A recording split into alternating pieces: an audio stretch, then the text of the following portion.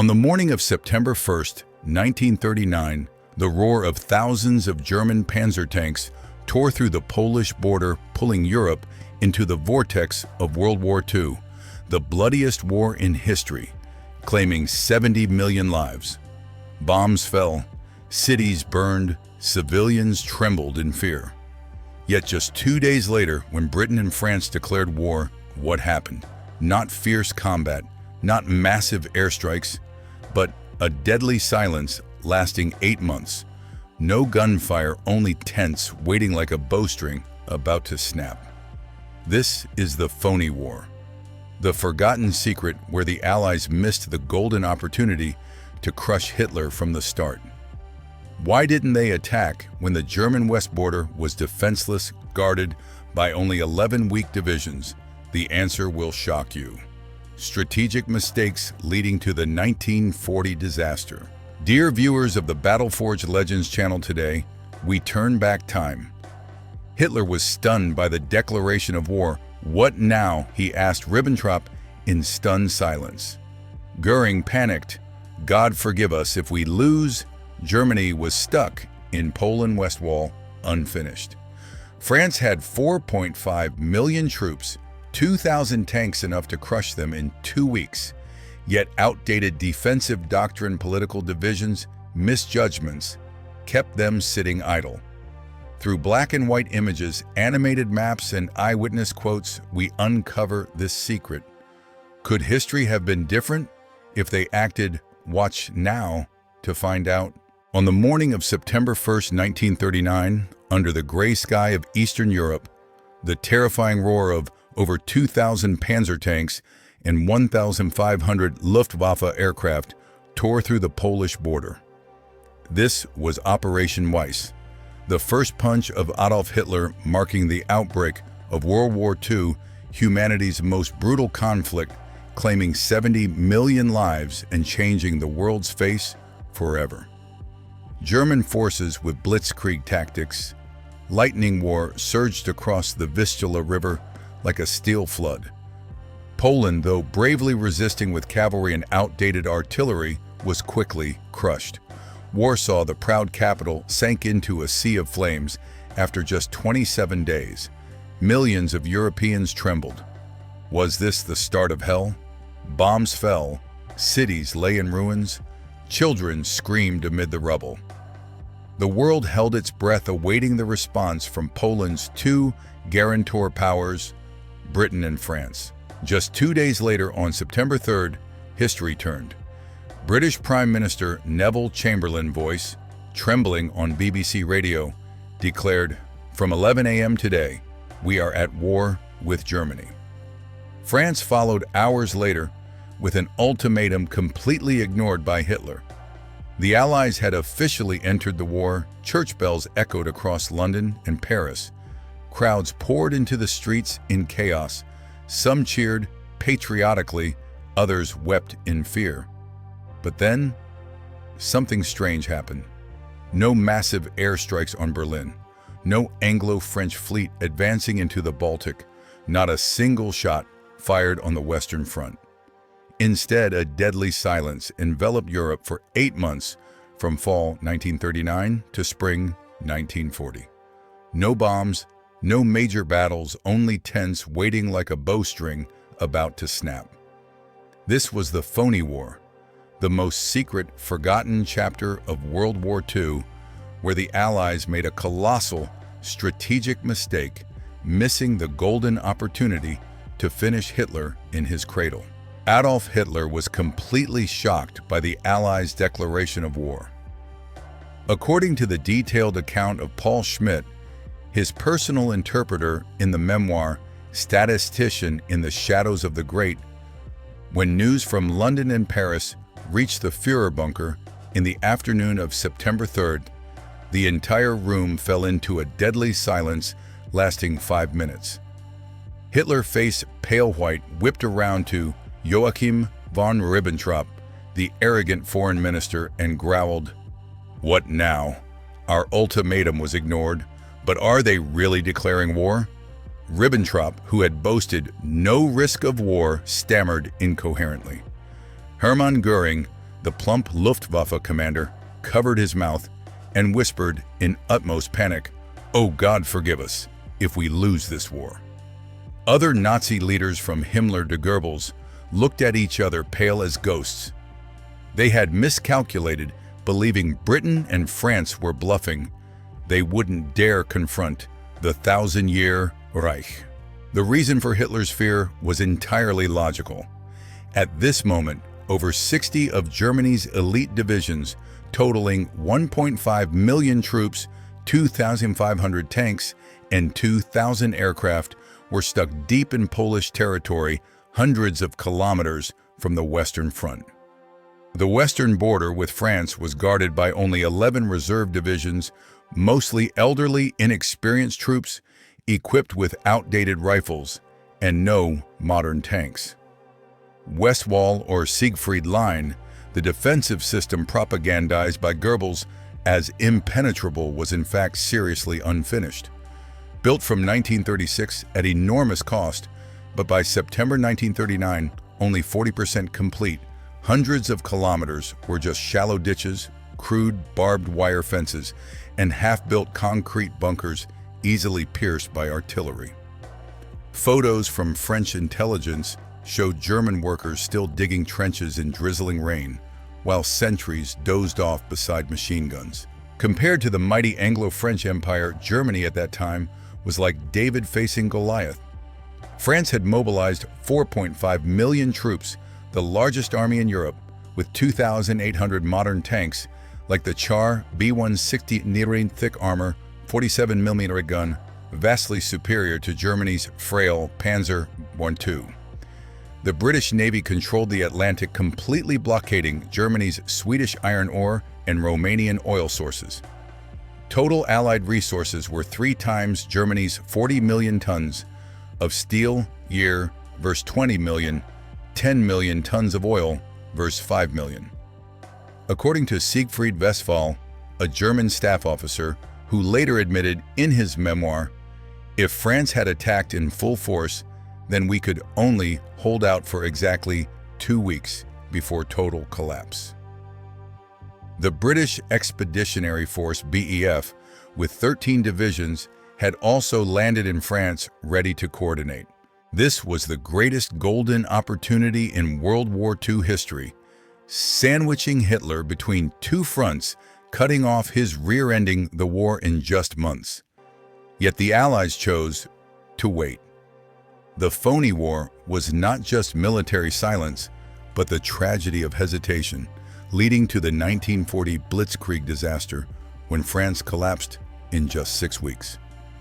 Dear viewers of the Lich Su Qian Tran channel today, through rare black and white images, vivid animated maps, and quotes from eyewitnesses, we will uncover every layer of this strange historical chapter. Why didn't Britain and France act? Outdated, defensive doctrine, internal political divisions, misjudgments about German strength, all will be revealed. Join me in exploring and ask yourself, could history have been completely different if they dared to attack? Don't miss it. The next part, right after. With the German west border nearly defenseless, the Allies held an unprecedented, overwhelming advantage. Look at the numbers. Germany had only 11 reserve divisions here, about 300,000 troops, mostly local militia lacking tanks and heavy artillery. They had no significant air support, as most of the Luftwaffe was busy in Poland. In contrast, France had urgently mobilized 4.5 million troops, the largest force in Europe at the time, including 85 elite divisions equipped with over 2,000 modern tanks. Machines like the Char B-1 with 60mm thick armor and 75mm gun could easily crush Germany's lightweight Panzer I-2. The French Air Force with 1,500 aircraft ready for support, while the Anglo-French Navy completely controlled the North Sea and Atlantic. The British Expeditionary Force BEF under Lord Gort also quickly landed in France from September 4th, bringing 13 divisions, 200,000 troops, along with Matilda tanks and Hurricane aircraft. Overall, the Allies outnumbered 501 in infantry and 1 in tanks on the Western Front. Siegfried Westwall. German staff officer later admitted in his memoir, Here in Fesseln, Army in Chains, a full-scale French attack at that time would have caused us to collapse in just 2 weeks. We had nothing to resist with. Yet the Allies' only action was the Sarre Offensive. The Sarre Offensive starting on September 7, 1939. Under the commitment in the 1939 Franco-Polish Agreement, France was obliged to support its ally by opening a secondary front. French forces of 9 divisions under General Gaston Prételat of the 2nd Army Group advanced into the Saarland, an industrial, coal-rich area of Germany bordering France. They easily captured 20 villages and advanced about 8 kilometers without major resistance. The Sarre terrain was hilly and forested, but Germany had densely sown anti-infantry mines, forcing French troops to move slowly. According to diaries of French soldiers, they frequently heard mine explosions echoing, and some told humorous stories to keep morale. We picked ripe apples from abandoned orchards, caught panicked rabbits scampering wildly across minefields. What kind of war is this like a picnic, mate? French troops in blue uniforms kept on, head-holding level rifles cautiously swept for mines with wooden probes and detection dogs. No major combat, only sporadic sniping and distant shelling. France lost about 2,000 troops, mainly to mines and illness, not fighting. However, the offensive stopped abruptly. Westwall, though unfinished, was still enough to make France wary. The system had 22,000 bunkers, but in reality only 10% ready with sparse artillery. France didn't push hard due to fear of losses, and especially when Poland officially surrendered on October 6th, the reason for Allied support vanished. French forces withdrew orderly from October 17th, returning behind the Maginot Line, their gigantic defensive system with sunken turrets and solid concrete tunnels completely opposite to the flimsy Westwall. Wilhelm Keitel, Wehrmacht, Chief of Staff, later wrote in surprise in his memoir, "We couldn't believe the enemy's passivity. They had everything to crush us, but they chose to sit still." The Sarre Offensive ended without achieving any strategic objectives, only temporarily occupying a small area and gathering intelligence. This was the official starting point of the Phoney War, where silence replaced gunfire. The Allies chose a long-term defensive strategy relying on the Maginot Line, an economic blockade instead of decisive attack. But this decision gave Germany precious time to reorganize, strengthen Westwall, and transfer troops from Poland to the west. The consequence, a prolonged silence leading to the 1940 Blitzkrieg tragedy. With the Sarre Offensive ending in humiliating failure, the Allies shifted to a completely different strategy, gradually wearing down Germany like in World War I. From September 4th, 1939, Britain and France imposed the strictest naval blockade in history, cutting off all German sea routes. The Royal Navy, with over 100 warships and submarines, controlled the Atlantic and North Sea, blocking iron ore from Sweden, 80% of Germany's needs in oil from Romania. The Allies underestimated the Molotov-Ribbentrop Pact with the Soviet Union, believing Stalin wouldn't supply Hitler long-term, a major mistake, because the Soviets actually secretly provided millions of tons of materials. This strategy aimed to wait until 1941-1942, when Germany's economy was exhausted and Allied forces peaked. Alexander Cadogan, British Under-Secretary of State for Foreign Affairs, wrote in his secret diary, "We can accept defeat in the first 4 years to win the decisive battle at the end." The idea was to repeat the 1918 scenario, let Germany weaken itself through blockade and shortages, avoiding direct losses. The core of the attrition strategy was pure defensive doctrine inspired by France's horrific losses in World War I, 1.4 million dead and 4 million wounded.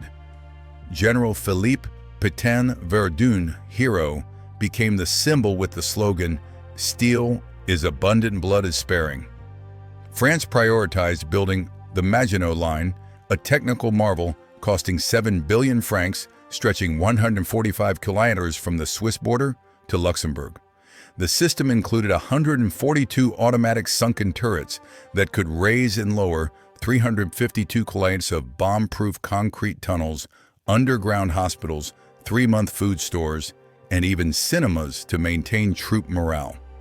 Each bunker could hold 1,000 troops with gas-proof ventilation and electric rails carrying ammunition. France feared low population, only 41 million versus 70 million of Germany plus Austria, so avoided all risky attacks, turning the border into an impenetrable steel wall to force Germany to attack first and attrition in defensive battles. But this strategy had a deadly flaw, the Belgian problem. Belgium, firmly neutral under the 1925 Locarno Treaty, refused to allow France to extend the Maginot Line to their shared border. As a result, the 300-kilometer French-Belgian border had only light defenses, mainly earth ditches and makeshift blockhouses easily breached. Maurice Gamelin, French commander-in-chief, criticized harshly in secret meetings, "Belgium's stupidity will turn their country into the main battlefield, and we will pay dearly." Belgium believed neutrality would protect them as in 1914, but in reality it created an open door for German troops through the Ardennes, the dense forest France deemed impassable. The Allies planned that if Germany attacked Belgium, they would advance to support, but lack of prior coordination made this plan fragile. The attrition strategy sounded logical, but it ignored Germany's blitzkrieg speed, giving Hitler time to rearm and plan fall Gelb. Thus, the Phoney War dragged on, with the Allies sitting still behind Maginot, awaiting a war they didn't expect would end so quickly. Although choosing a passive strategy, the Allies weren't completely lacking attack ideas during the Phoney War. Many alternative plans were proposed to hit Germany's economic weaknesses, but most were rejected due to high risks and lack of political support. One of the boldest ideas was Operation Pike, the plan to bomb Baku oil fields in the Caucasus, Soviet Union, Germany's main supply under the Molotov-Ribbentrop Pact. Planned from September 1939 by Anglo-French intelligence, the plan envisioned using 100 bombers from bases in Iraq and Syria to destroy 80% of Soviet oil production, cutting off fuel for the Wehrmacht. However enormous risks, it could push the Soviet Union into Germany's camp, expanding the war into two fronts and violating Iranian neutrality. The plan was cancelled after the Norway failure, but if executed, it could have changed the entire World War II landscape, though perhaps causing the Allies to lose earlier due to Soviet reaction. Another proposal was Operation Royal Marine, dropping floating mines into the Rhine River to destroy bridges, factories, and German ships along the river, disrupting Ruhr industrial production. Winston Churchill, British First Lord of the Admiralty, pushed this from October 1939, with 1,700 mines dropped from May 1940, causing significant damage to Germany. But France hesitated, fearing German retaliation with chemical bombs, and the plan only started late, not enough to change the situation. Similarly, Balkan intervention ideas to open a new front in Greece or Romania to block German oil, but rejected due to complex logistics and high risks from the Italian Navy. In Northern Europe, the Norway plan Plan R4 to seize Narvik to cut Swedish iron ore 50% of Germany's needs was discussed from November 1939, combined with aiding Finland in the Winter War. The Allies planned to land 100,000 troops, but violating Norwegian neutrality allowed Germany to go first with Operation Weserübung in April 1940, leading to the Allies' disastrous defeat. Churchill also proposed Operation Catherine, sending a refurbished fleet old ships with thick armor into the Baltic to block German sea routes, attack ports, and support Poland from the sea.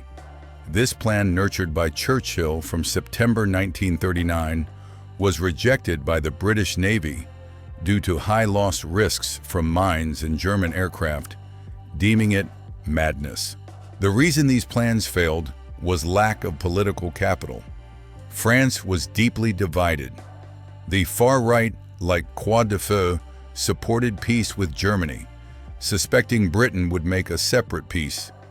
The far-left communists opposed fascism, but were suppressed after the Soviet-German pact. Street protests erupted in Paris with thousands opposing the war, leading to Prime Minister Edouard Daladier's resignation in March 1940 for not aiding Finland. Military leadership was even weaker.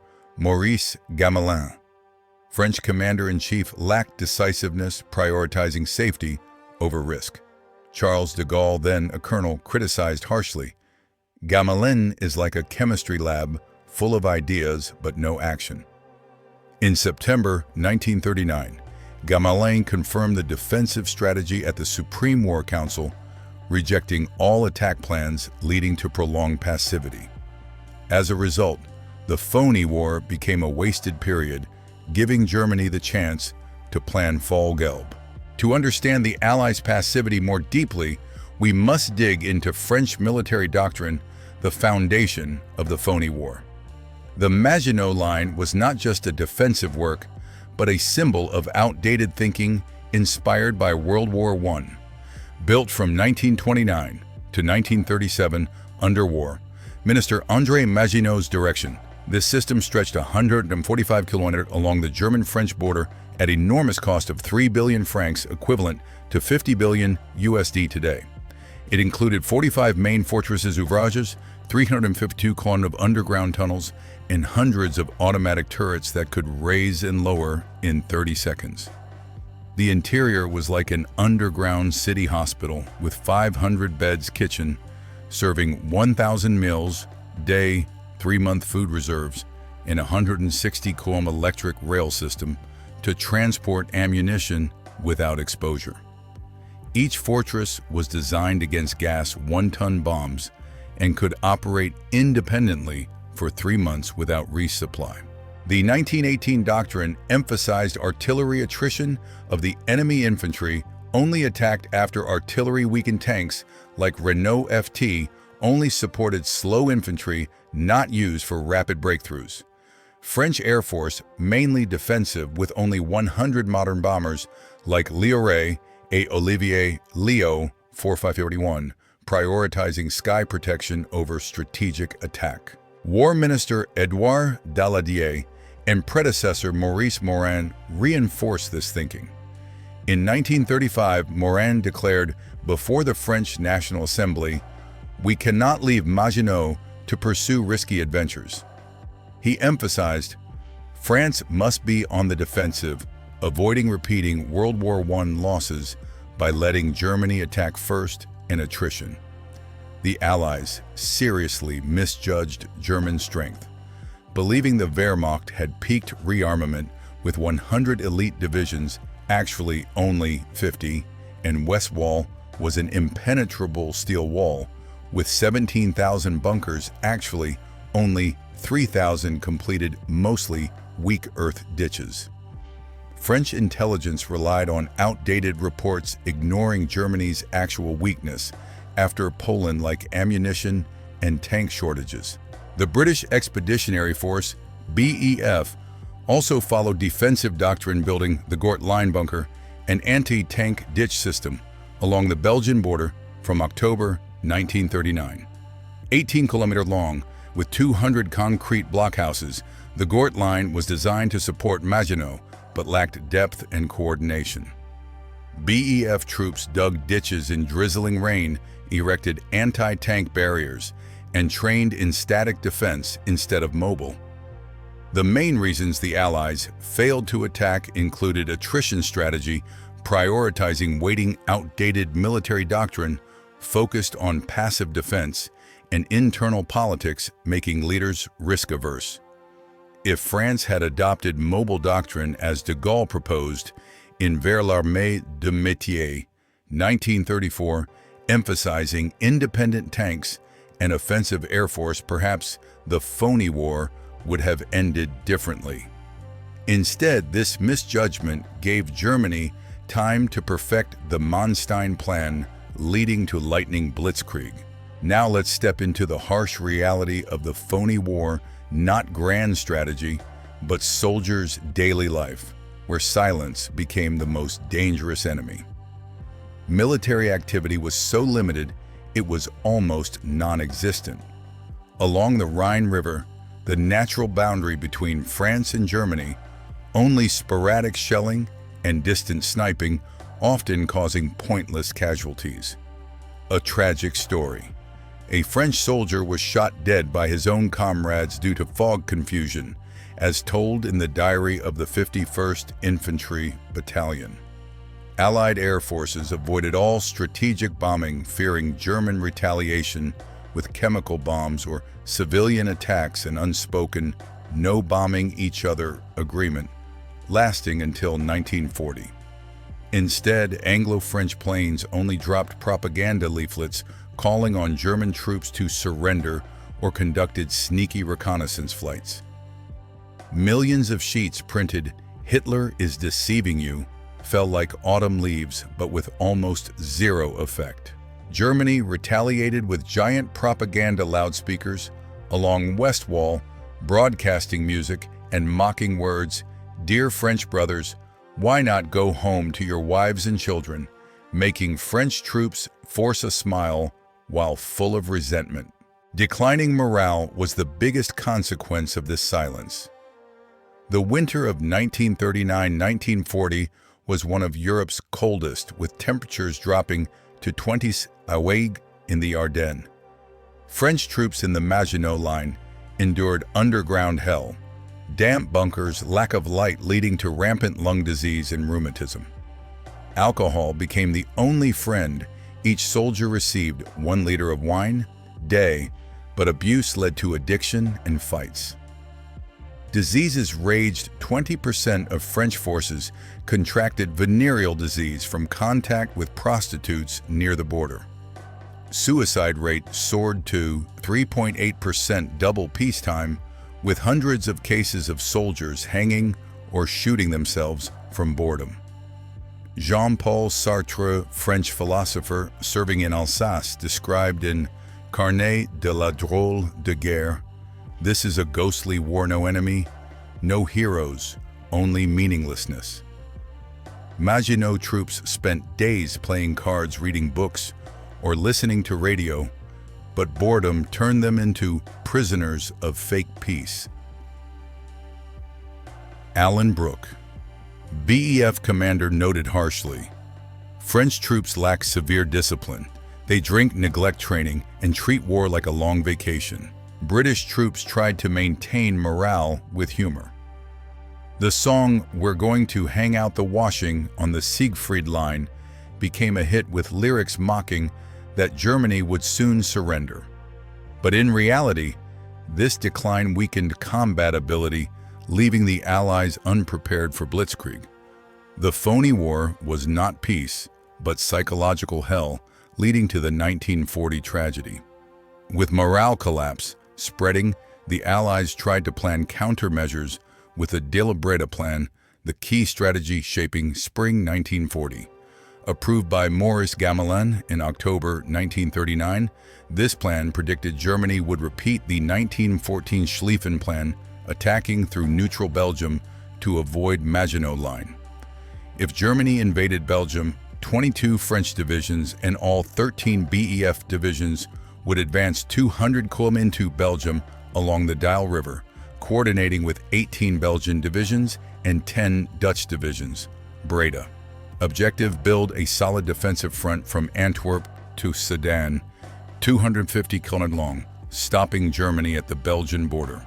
France deployed Army Group 1, 13 elite divisions, and Army Group 7, 5 mechanized divisions to lead with 1,200 Char B1 and Somoa S-35 tanks ready. However, Belgian neutrality seriously hindered Belgium, refused Allied exercises or pre-construction, forcing them to wait for German invasion orders to act.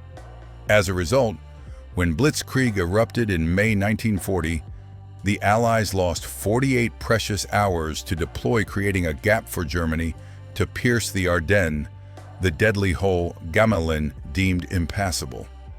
Dial Breda sounded perfect on paper, but lacking flexibility and coordination, it became a trap, leading to the Sedan disaster. Meanwhile, Germany delayed the Western attack, prolonging the Phoney War. Hitler initially wanted to launch Fall-Gelb Yellow Plan on November 12, 1939, just 2 months after Poland, to capitalize on victory momentum. However, wet autumn weather and early blizzards bogged down tanks, forcing postponement to May 1940. A pivotal event that nearly changed history, the failed assassination by Georg Elser on November 8, 1939, at Burgerbräukeler, Munich. Elser, an anti-Nazi carpenter, secretly built a timed bomb over 5 months placed under Hitler's speaking podium.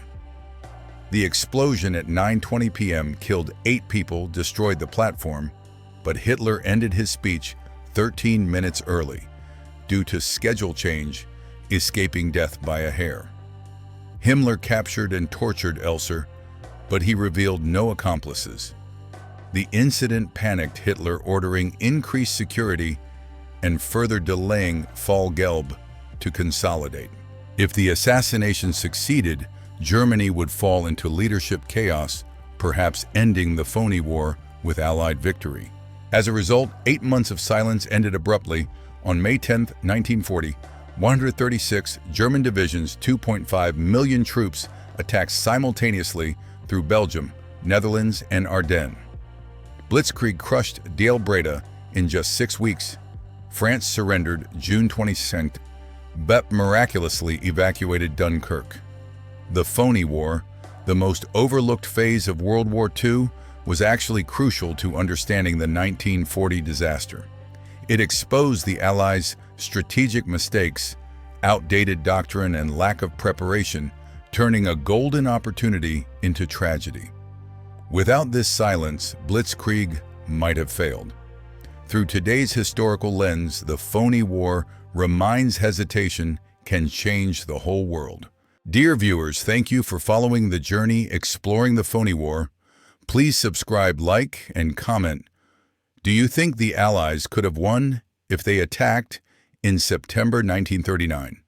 Next part, Norway invasion and fall of France, 1940. Don't miss it.